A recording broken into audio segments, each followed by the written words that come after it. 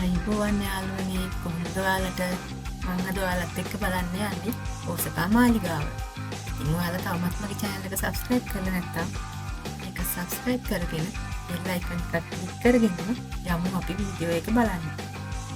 ඕසකා නගරේ හදවතේ ඉතිහාසය සෞන්දර්යය එකට එකතු වෙලා තියෙන ස්ථානය තමයි ඕසකා මාලිගාව. ඉතින් මේ මාලිගාව අනුමන වලට ඉදි කරලා තියෙන්නේ ස්ථවර්ෂ 1583 කියලා තමයි කියන්නේ. ඒ ජපානයේ එකට එකතු කළ සුප්‍රසිද්ධ යුද්ධ නායකයෙක් වුණ ටොයොතොමි හිදයොෂි විසින්. මේ ඕසකා මාලිගාව වටා පිටත තියෙන බිත්ති විශාල ගල් වලින් තමයි ඉදි කරලා තියෙන්නේ. බලන්න මේ ගල් කිලෝග්‍රෑම් දසදහස් ගණන් පරයි කියලා තමයි කියන්නේ.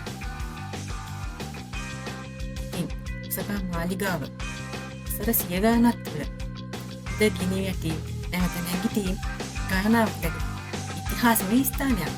මේ තියෙන්නේ අට්ටු 8ක් නගින තියෙන පඩිපෙළ. ලස්සන දේවල් ගොඩාක් තියෙනවා.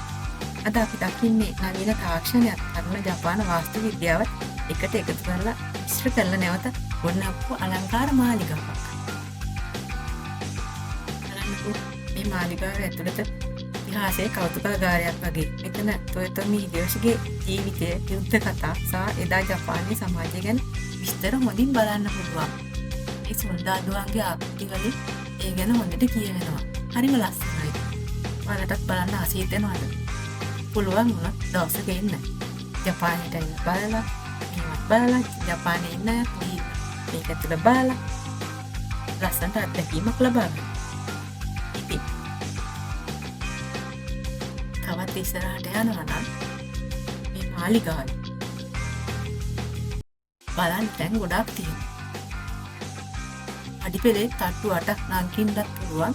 ඔයාලා කැමති නම් ඉතිරිකුත් තියෙනවා බලන්න යන්න. ඉතින් මේ තැන් වල තියලා තියෙන ලස්සන ඡායාරූප. මේ මාලිගාව බලන්න යනකොට ඇතුලේ තිබුණා පටිගත කරපු වීඩියෝ දර්ශනයක්. ඒවනම් මම පටිගත කළේ නැහැ. මේ තියෙන උඩ අර එලි මහන බාන්න පුළුවන් ලස්සන ස්ථානයක්. ඉතින් ඒකේ පිටම ගියාම පල්ලෙහා තියෙන මේ වගේ චූටියට. හරිම ලස්සනයි. ඉතින් මේ ඕසකා මාලිගාව වටා තියෙන රජුරුවන්ගේ මල් උයනේ සපුරා මල් පිපෙන කාලේට හරි ලස්සනට.